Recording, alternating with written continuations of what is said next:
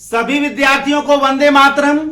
मैं विकास श्रीवास्तव विक्रमादित्य आईएएस गोरखपुर के YouTube channel पर आपका स्वागत करता हूं। प्यारे विद्यार्थियों, आज हम लोग समीक्षा अधिकारी आरओ एआरओ की तैयारी प्रारंभ करेंगे और आरओ एआरओ की तैयारी हम लोग एक नए ढंग से करेंगे और यह तैयारी का तरीका अलग होगा। हम लोग प्रश्नों के माध्यम से यहां तैयारी करेंगे। अब आपके दिमाग में यह जरूर आता होगा कि प्रश्नों के माध्यम से तैयारी कैसे हो सकती है।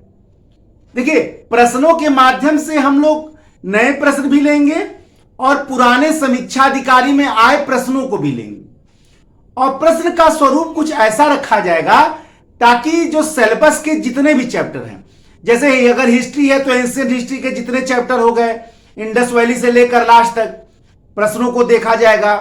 फिर मान लीजिए हमारे पास पॉलिटी है तो पॉलिटी के चैप्टर।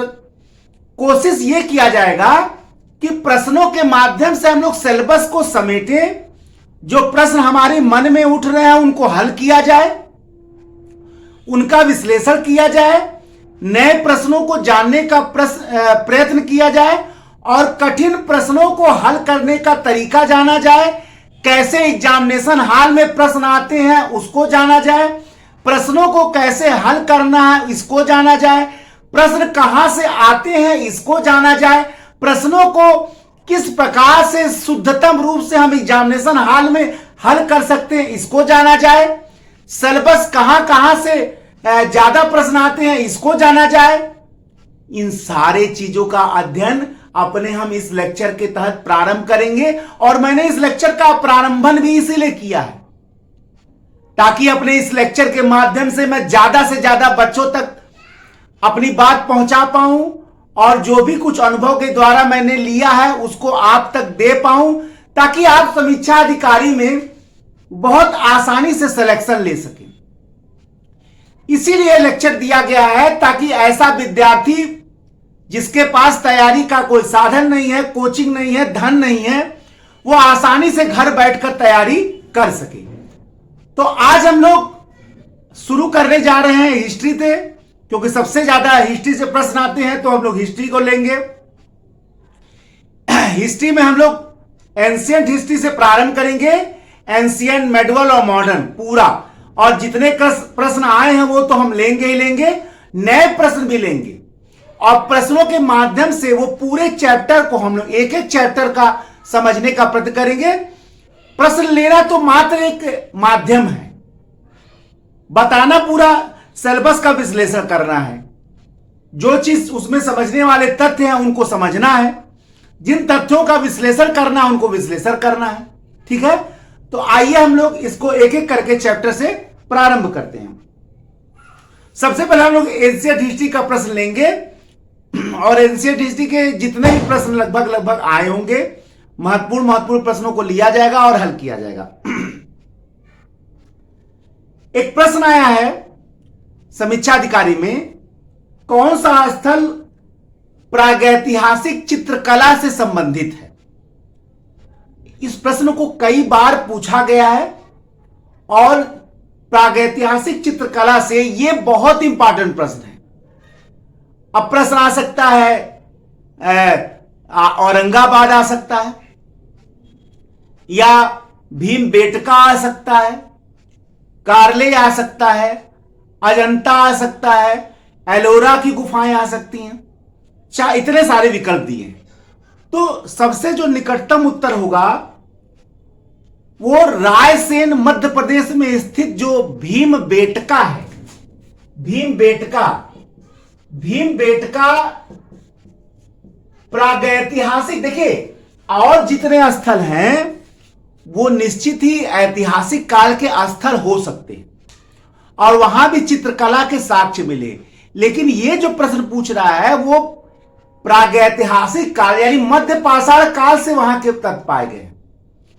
तो प्रागैतिहासिक काल के चित्रकारी, आदि मानव भी चित्रकला बनाता था, ठीक है ना। तो प्रागैतिहासिक काल के चित्रकला का जो साक्ष्य है वो हमें भीमबेटका से मिला है, भीमबेटका की गुफाओं से मिला है, जो कहां स्थित है, रायसेन मध्य प्रदेश में स्थित। यह बहुत जरूरी है। अगर ऐतिहासिक काल पूछता तो ऐतिहासिक काल में बहुत सारी गुफाएं हैं, हर जगह से चित्रकला का अजंता से मिला है, एलोरा से मिला, हर जगह से मिला है। लेकिन यहां प्रागैतिहासिक काल पूछ रहा, प्री हिस्ट्री का पूछ रहा है। और यह चित्रकला जनरली माना जाता है कि मध्य पाषाण काल से ही शुरू है, बेसोलिथिक एज से ही शुरू है। यह एक बहुत इंपॉर्टेंट फैक्ट है भीमबेटका की गुफाएं। अब अगला प्रश्न है, सिंधु घाटी सभ्यता का वह कौन सा नगर है जो 3 भागों में विभाजित है? तो सबसे पहले हम लोग ये जान जाएं कि नगरों का विभाजन का क्या मतलब है। देखिए, सिंधु घाटी सभ्यता के जब विभिन्न स्थलों का खुदाई किया गया तो हर जगह एक संरचना मिली। मैंने बताया था कि टाउन प्लानिंग जो है वो बिल्कुल प्लान्ड था, योजनाबद्ध था। ये तो सिंधु घाटी सभ्यता के जो स्थल है उसका एक प्रमुख विशेषता है, योजनाबद्ध नगर निकाय। तो जब खुदाई किया गया हर जगह का तो वहां 2 प्रकार के टीले मिले, एक पश्चिमी टीला मिला और एक पूर्वी टीला मिला। पश्चिमी टीला पे दुर्ग है, पश्चिमी टीला पे क्या है, दुर्ग है। और जो पूर्वी टीला है उस पे नगर है जिसको लोअर टाउन कहा जाता था, सिटेडल एंड लोअर टाउन। पश्चिमी टीला पर दुर्ग जहां कोई राजा महाराजा या शासक रहता होगा, और पूर्वी टीला पर लोअर टाउन था जहां आम जनता लोग रहते थे। यह तो हो गया सारे नगरों का विभाजन। लेकिन एक ऐसा नगर मिला है सिंधु घाटी सभ्यता में जहां नगर 2 भागों में नहीं था, 3 भागों में विभाजित था। पहला दुर्ग जो मैंने पश्चिमी टीला बताया, मध्यम नगर और तीसरा निचला नगर।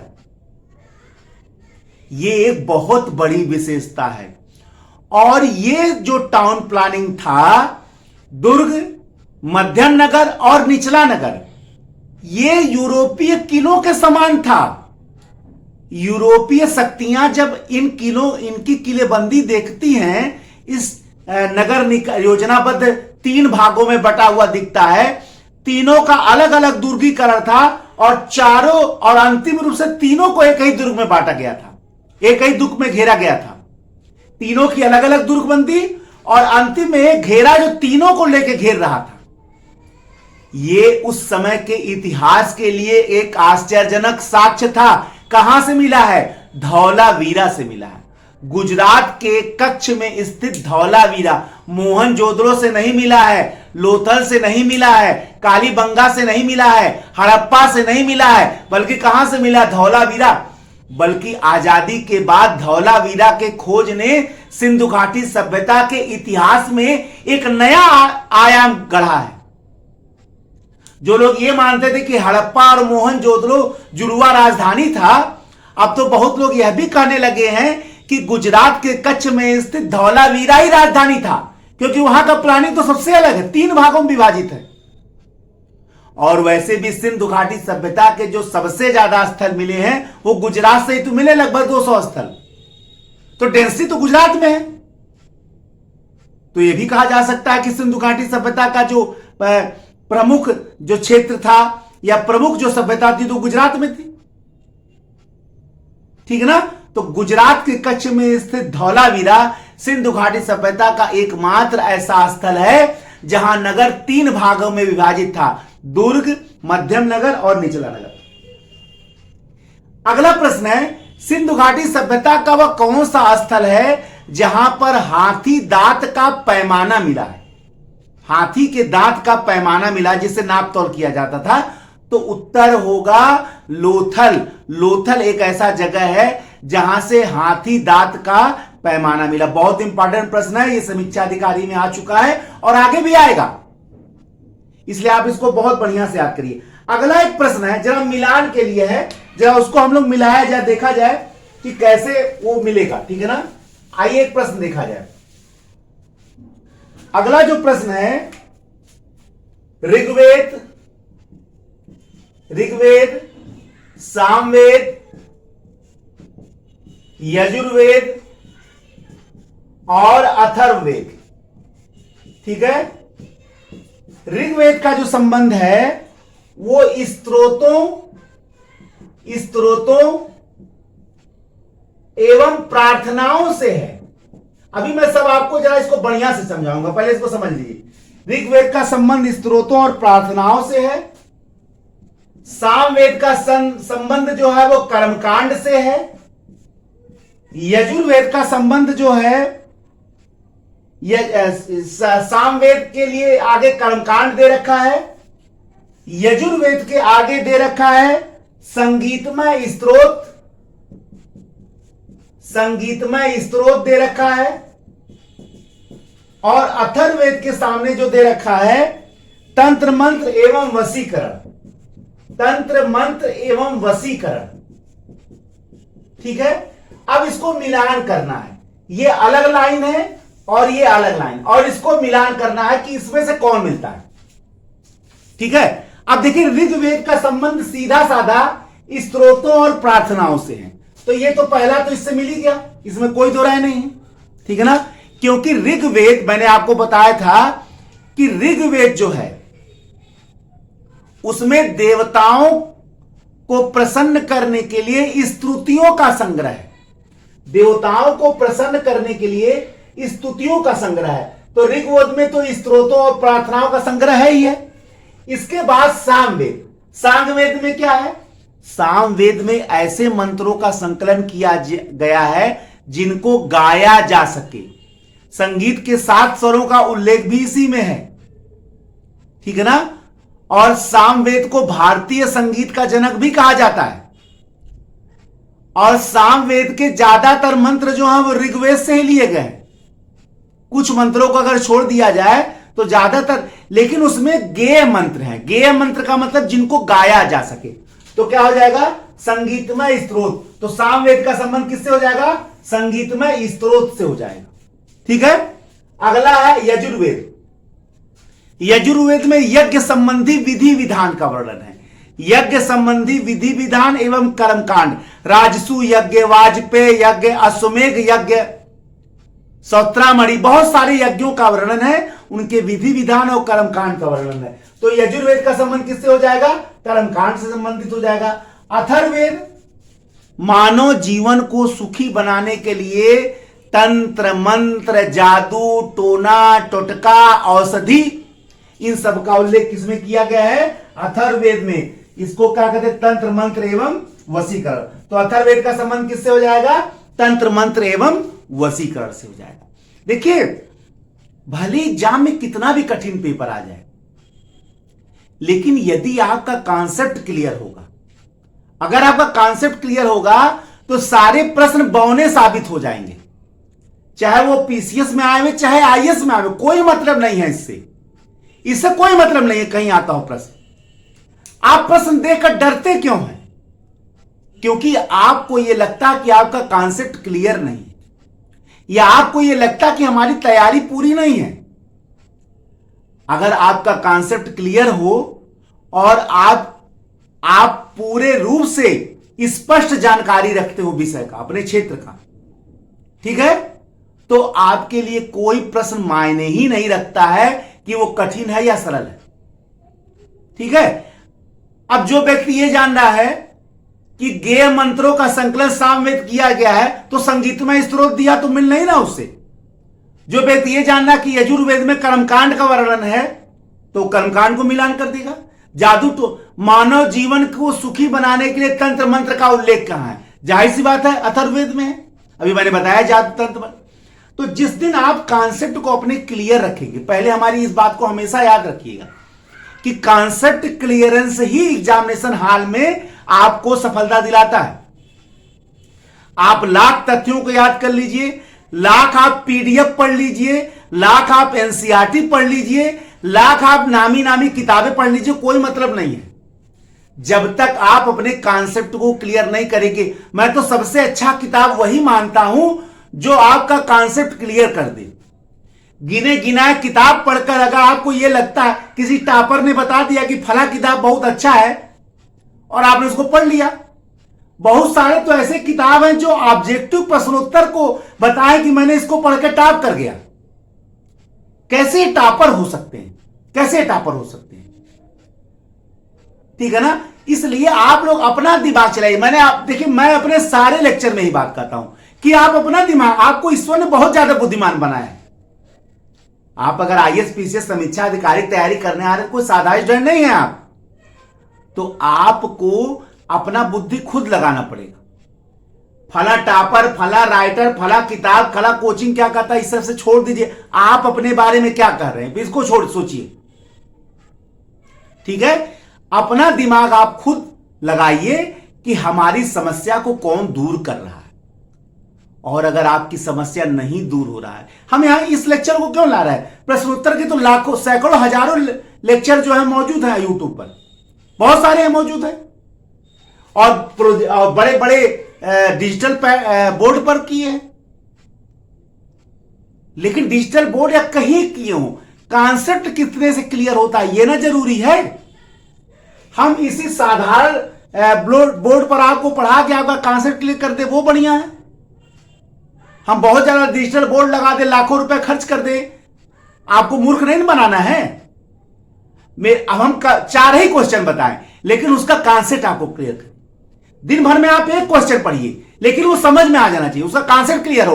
दिन भर में आप 1 लाख क्वेश्चन पढ़ ले, एक कॉन्सेप्ट न क्लियर, तो कोई मतलब है उसका? ठीक है ना? एक पढ़िए, लेकिन वो क्लियर हो जाना चाहिए, अंदर तक पढ़िए। बस मेरा उद्देश्य यही है कि जो पढ़ाऊं कॉन्सेप्ट पढ़ाऊं। एक प्रश्न भी आपका तैयार हो, बढ़िया से तैयार।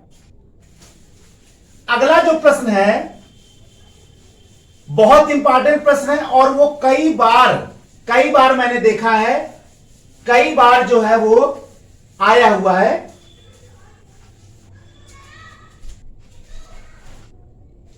अगला जो प्रश्न है वो कई बार आया हुआ है।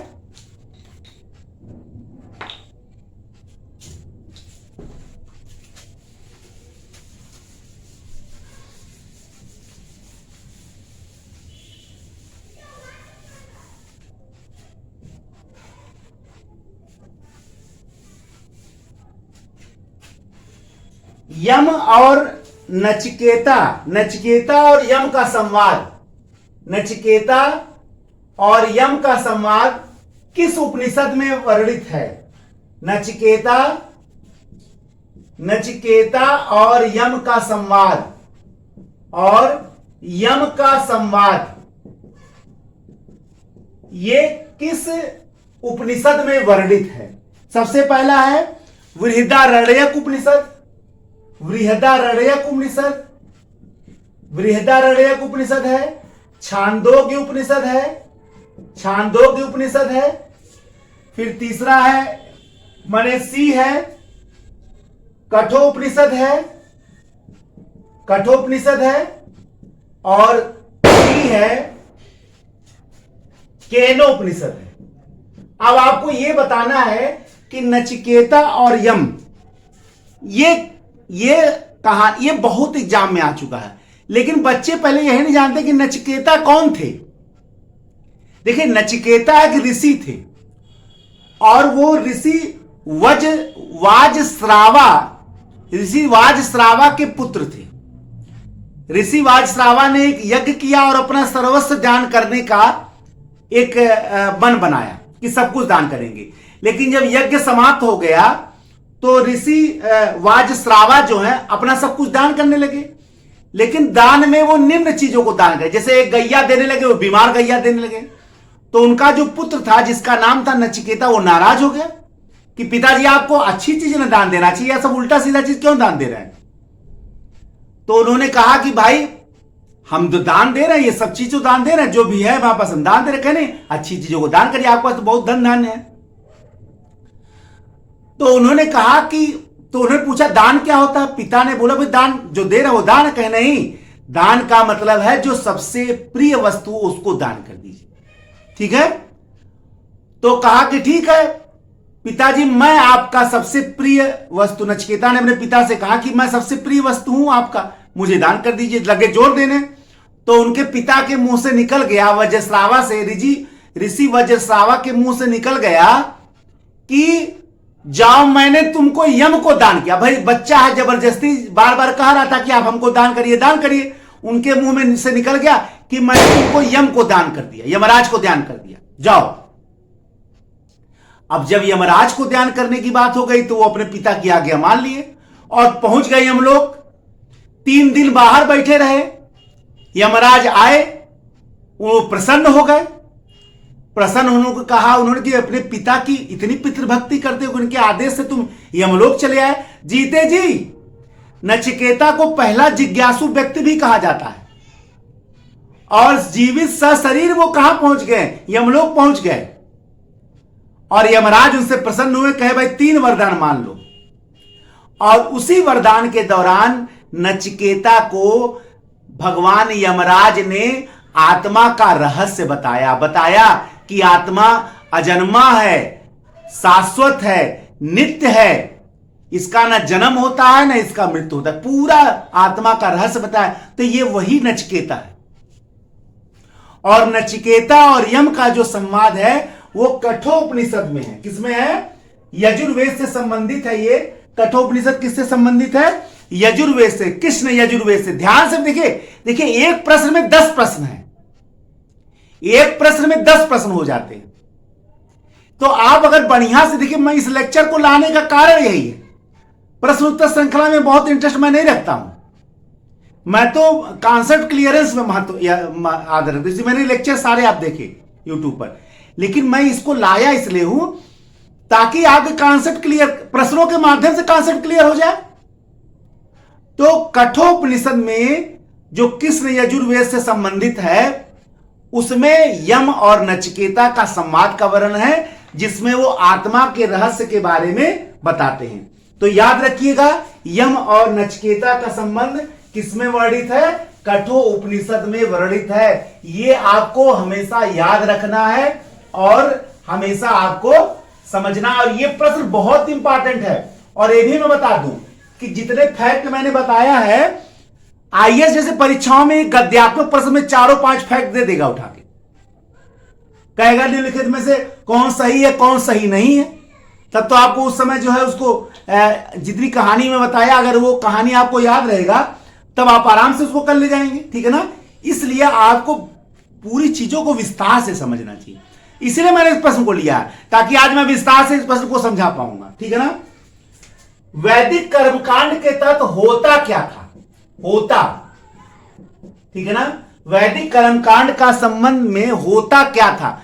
क्या होता ऋग्वेद से संबंधित था? क्या होता सामवेद से? क्या होता ब्राह्मण ग्रंथों से संबंधित था? क्या होता अरण्यक से संबंधित था? क्या होता उपनिषदों से संबंधित था? तो वैदिक धर्म में जो ऋषि या जो पुरोहित ऋग्वेद का निर्वचन करता है, या ऋग्वेद का जो पुरोहित होता है उसको क्या कहा जाता है? होता। ऋग्वेद के पुरोहित को होता कहा जाता है, सामवेद के उद्गाता कहा जाता है, यजुर्वेद के अथर्वयु कहा जाता है, और अथर्ववेद का जो ऋषि हैं उनको ब्रह्मा कहा जाता है। इसीलिए अथर्ववेद को ब्रह्मवेद भी कहा जाता है। ठीक है ना? इतने फैक्ट मैंने, ध्यान से आप सुनिए। एक लेक्चर बहुत काफी है आपके कॉन्सेप्ट क्लियर कराने के लिए, बहुत विद्वत। अब देखिए, कुछ तो कुछ छूट ही जाता है, ऐसा तो है नहीं, क्योंकि सर्वज्ञ तो कोई नहीं है। फिर मैंने 3 लेवल में लेक्चर दिया है। समीक्षा अधिकारी का लेक्चर दूंगा, इससे हाई मैं पीसीएस का लेक्चर दूंगा, फिर इससे हाई मैं आईएएस का लेक्चर दूंगा, और सब इसी तरीके से दूंगा। प्रश्नों के माध्यम से वहां भी बताऊंगा, लेकिन हर का लेवल जो है वो ऊंचा से ऊंचा होता चला जाएगा। लेकिन कॉन्सेप्ट लगभग कॉन्सेप्ट तो हर जगह दूंगा। ठीक है ना? इसलिए आप लोग इसको याद रखिए। महाभारत का मूल नाम क्या था? देखिए, महाभारत का मूल नाम जय संहिता था। क्या नाम था? जय संहिता। महाभारत को जय संहिता भी कहा जाता था। इसको याद रखिएगा, ये एग्जाम में आया हुआ है और ये आएगा भी। ठीक है ना? वैदिक काल में अघन्या किसको कहा जाता था? वैदिक काल में अघन्या। वैदिक काल में अघन्या किसको कहा जाता था? सबसे पहला है विकल्प ब्राह्मण, दूसरा है भांजा, तीसरा है गाय, और चौथा है घोड़ा। वैदिक काल में अघन्या, अघन्या का मतलब होता है ना मारने योग्य, यानी जिसको नहीं मारा जाना चाहिए। तो वैदिक काल में अघन्या जो है वो गाय को कहा जाता था। गाय जो है वैदिक काल की सबसे पवित्र जो है वो जानवर मानी जाती थी। और गाय को लोगों के अमीरी से या लोगों के धनीपन से भी लिया जाता था। कोई व्यक्ति कितना धनी है इस बात का अनुमान गायों की उपस्थिति से लगाया जाता था कि उसके पास कितनी गाय हैं। इसीलिए एक धनी व्यक्ति को गोमत कहा गया है, यानी जिसके पास बहुत सारी गायें हैं, गोमत। समय को गोधली कहा जाता था, दूरी के माप को गधुती कहा जाता था। और गायों की खोज के विष्टि का प्रयोग किया जाता था और यही विष्टि युद्ध का पर्याय हो गया। वैदिक काल में युद्ध के लिए विष्टि शब्द का प्रयोग हुआ है, लेकिन असल में विष्टि का मतलब जो था वो गायों की खोज था। सबसे ज्यादा युद्ध जो है गायों की खोज के लिए हुआ था, इसीलिए विष्टि शब्द जो है युद्ध का पर्याय बन गया। देखिए विष्टि का जो मतलब होता था विष्टि, अब आपसे तो बताया जाएगा कि वैदिक काल में युद्ध को क्या कहा जाता था, तो सीधे आप उत्तर बता देंगे विष्टि, लेकिन यह सही नहीं है। असल में विष्टि का मतलब था गाय की खोज। क्या था? गाय की खोज। अब गाय की आपस में खोज करते थे और दो कबीले आपस में लड़ जाते थे, तो सबसे ज्यादा जो लड़ाई है वो गायों की खोज के दौरान होता था। इसीलिए जो विष्टि शब्द गाय की खोज के लिए था वो युद्ध का पर्यायवाची बन गया। और आपको लगने लगा कि युद्ध के लिए विष्टि का प्रयोग होता है, वो तो सही है, लेकिन असली शब्द क्या है? गाय की खोज है। कभी एग्जाम में पूछ देगा, जिस लड़के का कॉन्सेप्ट नहीं क्लियर वो गलत कर देगा, वो तो रटा हुआ युद्ध युद्ध युद्ध विष्टि विष्टि विष्टि, लेकिन विष्टि का तो असली मतलब है गाय की खोज। और गाय की खोज के लिए सबसे ज्यादा युद्ध होता था। तो कॉन्सेप्ट बनाकर पढ़िएगा एग्जाम में। कभी देखिए मैंने बताया है, अगर आप कॉन्सेप्ट बनाकर पढ़ते, देखिए रटने से नहीं आएगा, 2-4 लेक्चर सुनने से भी नहीं आएगा, और ना ही 2-4 किताबों का यह ज्ञान हो सकता है, यह भी मैं आपको बता दे रहा हूं। बहुत सारे जो है क्या कहते हैं, बहुत सारे टीचर लिखे रहते हैं कि मुझे विद्वान नहीं बनाना, प्रशासक बनाना है, मैं उतना पढ़ाता हूं जितना में सिलेक्शन हो जाए। ये कौन सा बात हुआ भाई? आपको ये मालूम है कि कितना पढ़ के लड़का सेलेक्ट हो जाएगा? आपको ये मालूम है कि कितना पढ़ के लड़का सेलेक्ट हो जाएगा, कि इतना पढ़ाएंगे इतना आएगा और इतना में सेलेक्ट हो जाएगा? तो 99% लड़के कोचिंग से फेल कैसे होते हैं? 99% अगर आप वही पढ़ाते हैं जिससे लड़का सेलेक्ट होता है, तो 99% लड़के फेल कैसे हो जाते हैं कोचिंग से, और ज्यादा फेल होते हैं। तो यह बात तो कहना छोड़ दीजिए, बच्चे को काबिल बनाइए, कॉन्सेप्ट बताइए। कॉन्सेप्ट बताएंगे तो अगर वो किसी दिन असफल भी हो गया तो किसी लायक रहेगा, वो अपना जीवन लोगों को पढ़ाकर ही काट देगा।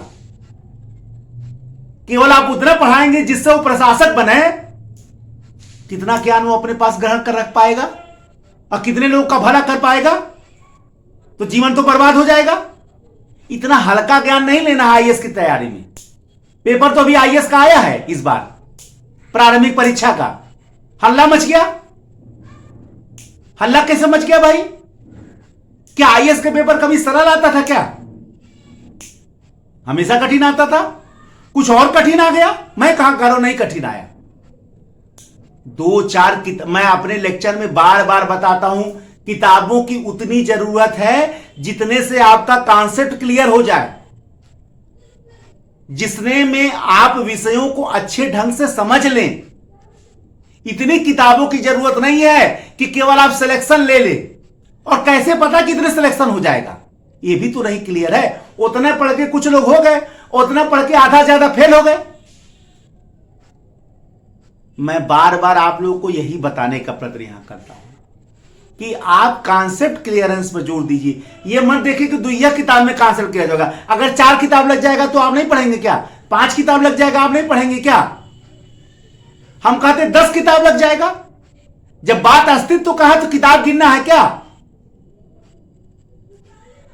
अगर बात अस्तित्व का है, बात जीवन का है, जीवन और मरण का प्रश्न पैदा हो गया है, उसमें आप किताब गिनेंगे? सालों जीवन लगा रहे हैं, लाखों रुपया खर्च कर रहे हैं 2-4 किताब पढ़ने के लिए। मैं ये नहीं कह रहा हूं कि आप बिल्कुल जो है वो अपने घर लाइब्रेरी खोल दीजिए। मैं ये नहीं कह रहा हूं कि आप किताबों का अंबार लगा दीजिए। मैं तो बस इतना ही कहना चाह रहा हूं कि जितनी किताबें आपकी आवश्यकता की पूर्ति कर दें, उसमें आपको कंजूसी नहीं करना है। उसमें किसी के कहने में नहीं आना है कि बस 2 ही किताब ले लो काम चल जाएगा, 4 ही किताब ले लो काम चल जाएगा। ठीक है ना? इसलिए कॉन्सेप्ट बनाइए। एक कॉन्सेप्ट 1-2 किताबों से तो कतई नहीं होगा। चाहे नामी से नामी किताब आप रख लीजिए, नहीं हो पाएगा। अगर आपको कोई बता रहा होगा तो भाई वो परम विद्वान होगा, मैं इस बात को नहीं बता पाऊंगा। ठीक है ना? मैं तो बताऊंगा कि उतनी किताब आपको जरूर लेना है जिससे आपका कॉन्सेप्ट क्लियर हो जाए। नेक्स्ट है, किस वंश के अभिलेख से यह पता चलता है कि लुम्बिनी भगवान बुद्ध का जन्म स्थल था? किस वंश के अभिलेखों से यह पता चलता है कि लुम्बिनी भगवान बुद्ध का जन्म स्थान था? तो यहां आप ऑप्शन में देख लीजिए, मौर्य वंश, गुप्त वंश, कुशाल वंश और वर्धन वंश। जाहिर सी बात है ज्यादातर इसमें बौद्ध धर्म के ही संरक्षक थे और बौद्ध धर्म से उनकी महत्ता थी। तो इसमें से कौन सा ऐसा राजवंश है जिसके अभिलेखों से यह पता चलता है कि महात्मा बुद्ध का जो जन्म है वो लुम्बिनी में हुआ था? तो उत्तर होगा मौर्य वंश। मौर्य वंश के शासक अशोक, जो बौद्ध धर्म का प्रमुख अनुयायी था, अशोक का एक अभिलेख है जिसका नाम है रुम्मिन देई अभिलेख। रुम्मिन देई का जो अभिलेख है अशोक का, तो रुम्मिन देई का जो अभिलेख है वहां से उस अभिलेख में यह बताया गया है कि जो शाक्य मुनि थे उनका जन्म जो है वो लुम्बिनी नामक ग्राम में हुआ था। हालांकि लुम्बिनी नामक ग्राम भारत के कपिलवस्तु में है या नेपाल के तिलौरा कोटा में है, ये एक विवाद चल रहा है। लेकिन मौर्य वंश के अशोक का जो अभिलेख था, रुम्मिनदेही का अभिलेख, उससे निश्चित पता चल रहा है कि भगवान बुद्ध का जो जन्म है वो कहां हुआ था? वो लुम्बिनी नामक ग्राम में हुआ था। तो इस बात को आप हमेशा याद रखिएगा। ठीक है ना? ये प्रश्न बहुत इंपॉर्टेंट है। प्रश्न आ रहा है कि महात्मा बुद्ध जो कौशाम्बी किसके काल में आए थे? कौन सा शासक था उस समय कौशाम्बी में? भाई वस्त महाजनपद की राजधानी क्या थी? कौशाम्बी थी। वही वस्त महाजनपद जो आज का इलाहाबाद का क्षेत्र है, तो वस्त महाजनपद की जो राजधानी थी वो कौशाम्बी थी।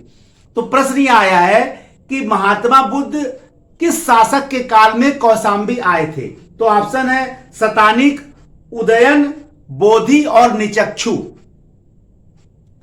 तो ये उत्तर होगा वत्सराज उदयन। वत्स के शासक थे उदयन। उदयन जो है वो महात्मा बुद्ध के अनुयायी भी थे। उदयन के काल में ही महात्मा बुद्ध जो है वो कौशाम्बी आए थे। ठीक है ना?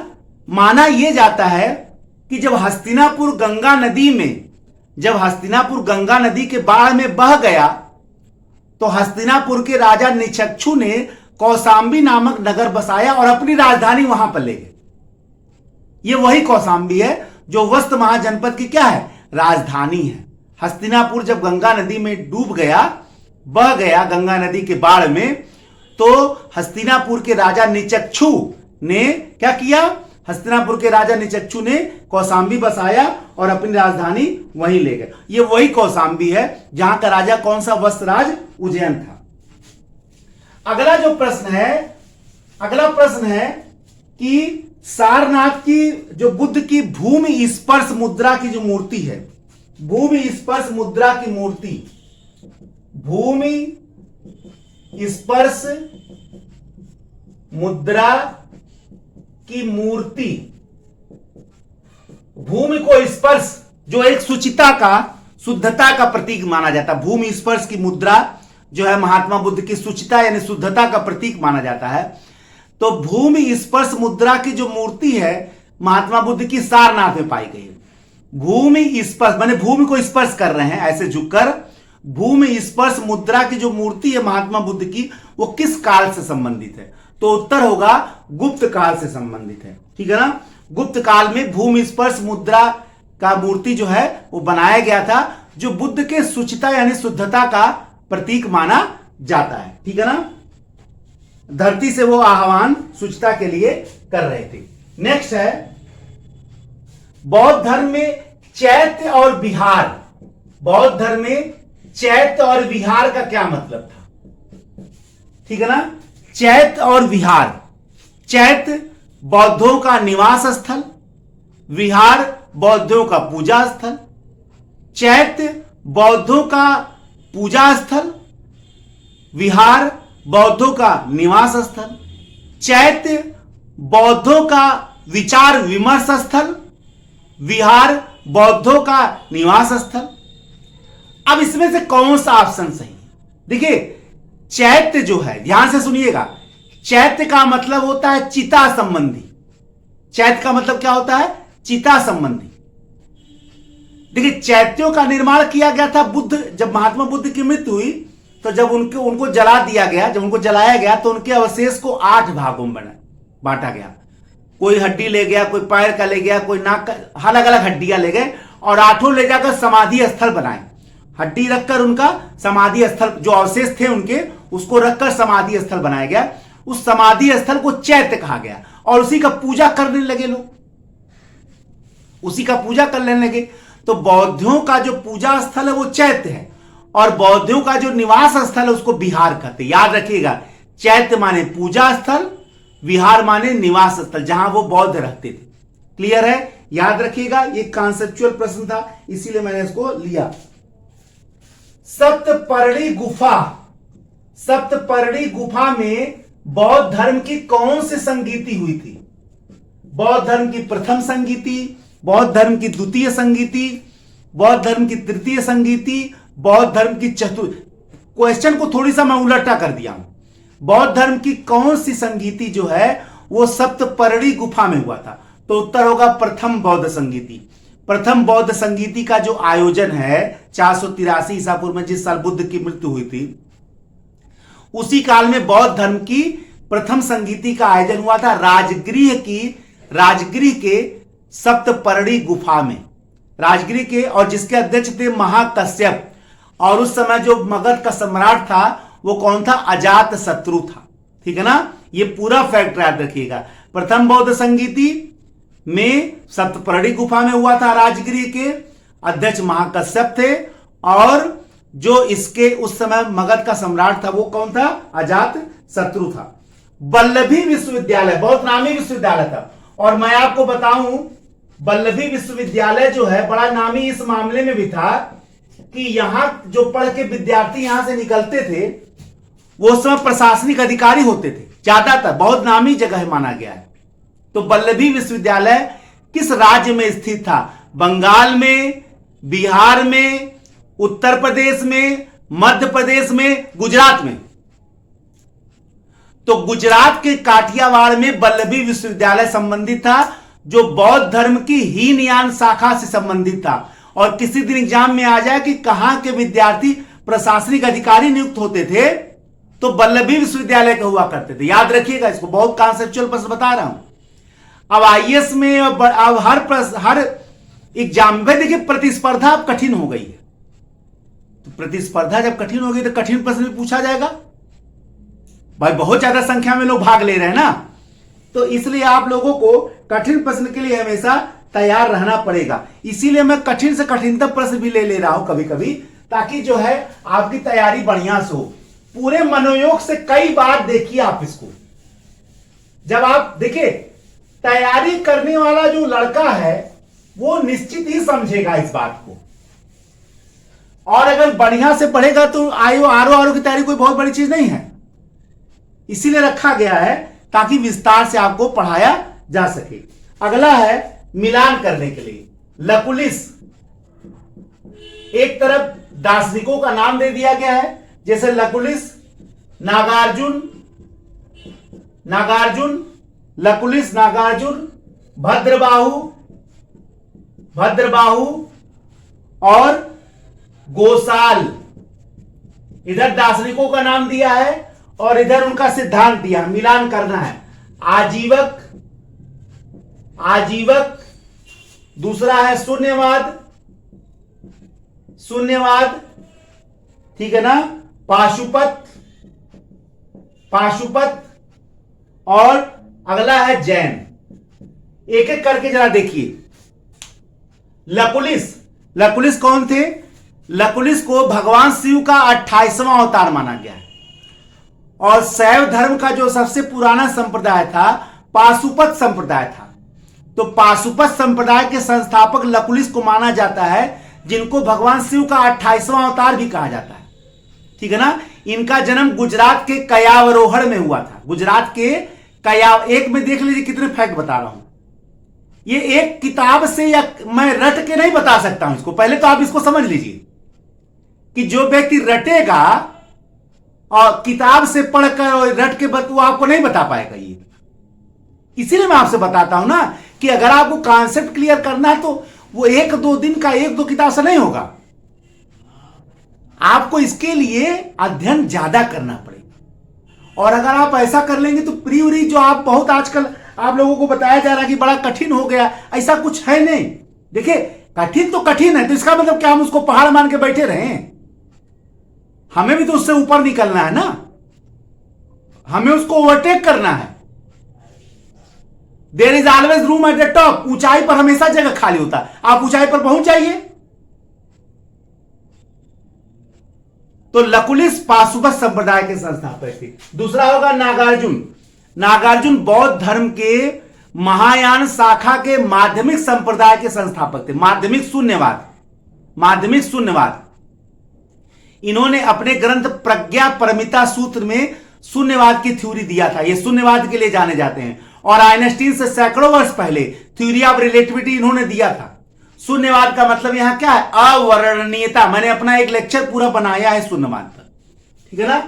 भद्रबाहु, ये भद्रबाहु कौन थे? आपको यह भी जानकर आश्चर्य होगा, महावीर स्वामी के बाद भद्रबाहु एक ऐसे जैन संत हुए जो अंतिम जैन ग्रंथों के अंतिम मौखिक ज्ञाता थे। माने मौखिक रूप से यही जैन ग्रंथों को जानते थे महावीर स्वामी के बाद। चंद्रगुप्त मौर्य के काल में जैन धर्म दो भागों में बढ़ गया, हीनयान और महायान, सॉरी श्वेतांबर और दिगंबर। चंद्रगुप्त मौर्य के काल में जैन धर्म दो भागों में बढ़ गया, श्वेतांबर और दिगंबर। तो श्वेतांबर के संस्थापक ही स्थूलभद्र थे और दिगंबर के यही थे, दिगंबर के भद्रबाहु थे। दिगंबर का मतलब क्या हुआ? जो नग्न रहते थे। श्वेतांबर का मतलब क्या हुआ? जो सफेद वस्त्र पहनते थे। ये वही भद्रबाहु हैं जिनके साथ चंद्रगुप्त मौर्य दक्षिण चले गए थे और वहीं जाकर जैन धर्म का उन्होंने ग्रहण किया और कया कलेश के माध्यम से अपना प्राण त्याग दिया। ये वही भद्रबाहु हैं। ये वही भद्रबाहु हैं जब मगध में अकाल पड़ा तो उत्तर भारत से दक्षिण भारत चले गए। ये वही भद्रबाहु हैं। इसीलिए इधर वाले जैन उनको मानने से इनकार कर दिए और वो हीन यानी का सॉरी वो दिगंबर कहलाए, श्वेतांबर कहलाए। ठीक है ना। तो ये याद रखिएगा। तो भद्रबाहु जैन धर्म हो गए। और गोसाल, ये गोसाल नहीं बल्कि ये मक्खली गोसाल है, आजीवक संप्रदाय के संस्थापक। आजीवक संप्रदाय यानी भाग्यवादी संप्रदाय, नियतवादी संप्रदाय। समस्त नियति भाग्य के अधीन है। समस्त सृष्टि जो है वो नियति के अधीन है, भाग्य के अधीन है। किसने कहा था? मक्खली गोसाल ने, भाग्यवादी संप्रदाय के संस्थापक। तो ये हो गया, किससे संबंधित हो गया? आजीवक संप्रदाय संबंधित हो गया। ठीक है। तो ये प्रश्न तो लेना मात्र एक बहाना था ताकि आपको ज्यादा ज्यादा चीजें मैं बता दूं। प्रश्न हल कराना हमारा उद्देश्य नहीं है। प्रश्न हल कराना हमारा उद्देश्य तो नहीं है बिल्कुल। ये तो आप यहां जाने, प्रश्न के अंदर कॉन्सेप्ट को ज्यादा से ज्यादा आपको बताना और समझाना, यह मेरा उद्देश्य है। अगर मैं कॉन्सेप्ट आपको बताऊंगा तो आप एक नहीं 1000 प्रश्न हल कर लेंगे और मैं केवल प्रश्न उत्तर हल कराऊंगा तो ये तो साल पेपर बहुत सारे एग्जाम में बिक रहे हैं मार्केट में। यूट्यूब पे हजारों लेक्चर मौजूद है। फिर हमारी क्या जरूरत है? यहां हमारी जरूरत कॉन्सेप्ट में है, पड़ रही। तो मैं कॉन्सेप्ट लेकर आया। बहुत सारे लोग बताए हैं, मैं ये नहीं कह रहा हूं भाई। भारत की धरती वीरों से खाली नहीं है, बहुत बड़े बड़े वीर हैं। ठीक है ना। और उस यज्ञ में एक आहुति मेरा भी। ठीक है ना। अगला है, महावीर स्वामी को किस नदी के किनारे कैवल्य यानी ज्ञान की प्राप्ति हुई थी? ठीक है ना। तो निरंजना नदी, फल्गु नदी, गंगा नदी, ऋजुपालिका नदी। महावीर स्वामी को जो ज्ञान की प्राप्ति हुई थी वो ऋजुपालिका नदी के तट पर जुम्भिका ग्राम में। कहां हुआ था? ऋजुपालिका नदी के तट पर जुम्भिका ग्राम में। और उस ज्ञान को क्या कहा जाता है? कैवल्य। जैसे महात्मा बुद्ध ने जो ज्ञान प्राप्त किया था उसको बोध ही कहा गया, तो बोध से वो बुद्ध कहलाए। महावीर स्वामी को जो ज्ञान मिला उसको कैवल्य कहा जाता है और इसीलिए वो केवलिन कहलाए। क्या कहलाए? केवलिन। ठीक है ना। और चूंकि उन्होंने इस तपस्या के दौरान अपने पांचों इंद्रियों पर नियंत्रण स्थापित किया था, इसीलिए वो जिन कहलाए और जिन से यह धर्म जैन बन गया।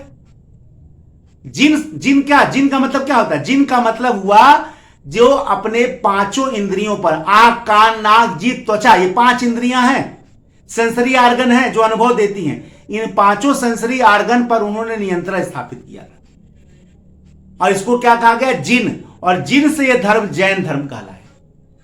महावीर स्वामी के समय ही इस धर्म का नाम जैन धर्म पड़ा।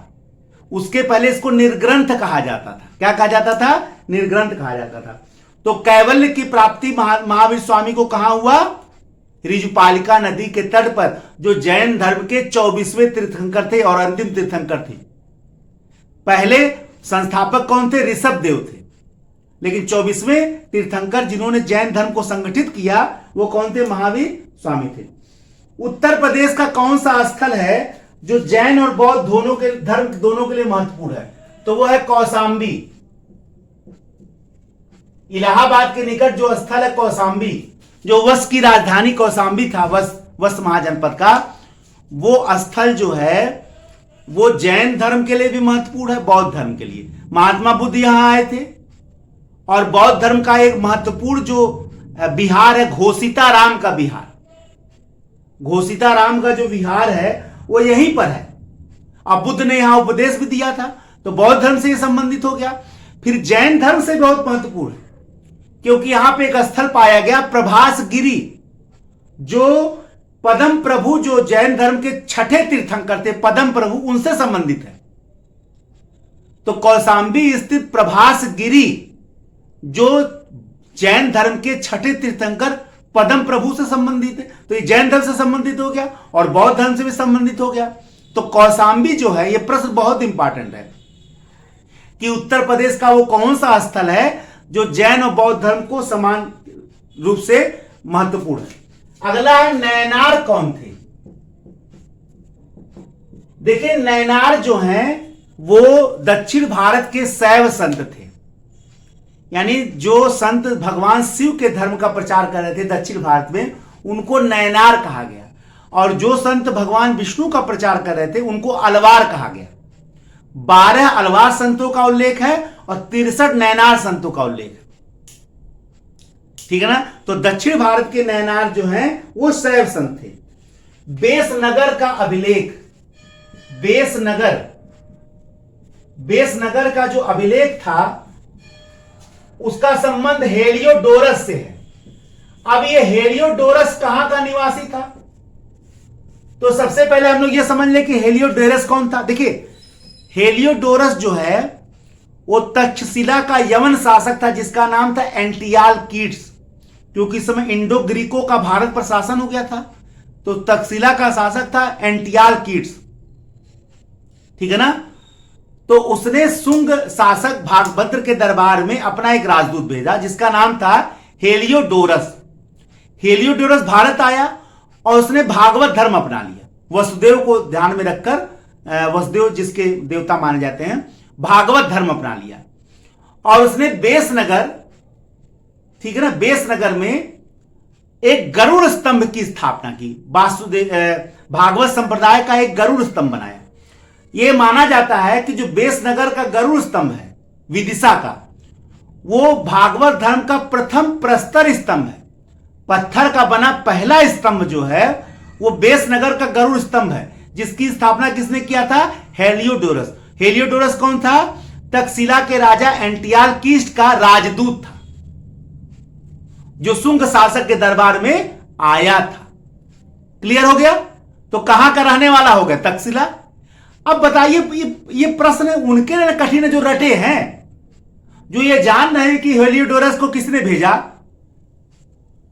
और हेलियोडोरस भारत के सनातन धर्म में क्या महत्व रखता है, पहला प्रस्तर स्तंभ उसने बनवाया, तो बताइए उसके लिए क्या कठिनाई होगा। यही बात तो मैं बार बार जोर देता हूं कि मैं प्रश्नों को आपको विश्लेषित करके भी दिखा रहा हूं। आपको देखने में पहाड़ लग रहा होगा प्रश्न, लेकिन जब हम विश्लेषित कर ले तो सरल हो जा रहा है। अब एक चीज में मैंने कितने फैक्ट बता दिया, आप जरा गिनिएगा इस लेक्चर को बार बार ले जाकर, ठीक है ना। तो ये बहुत जरूरी है, आप इसको याद रखिए। एक अगला प्रश्न आया है कि भगवान विष्णु के अवतार में से किस अवतार को पृथ्वी को समुद्र में से निकालते हुए चित्रण किया गया है। भगवान विष्णु का कौन सा अवतार है जिसमें उनको पृथ्वी को समुद्र में से निकालते हुए दिखाया गया है, अंकित किया गया है कई जगह। तो उत्तर होगा वाराह अवतार। कहा जाता है कि एक हिरण्याक्ष नामक एक असुर था जिसने पृथ्वी को समुद्र में या गंदे स्थान पर डाल दिया था, तो उसके लिए भगवान विष्णु ने वाराह अवतार, सुअर का अवतार लिया था और पृथ्वी को समुद्र से बाहर निकाला था और हिरण्याक्ष का दमन भी किया था, हिरण्याक्ष का दमन भी किया था।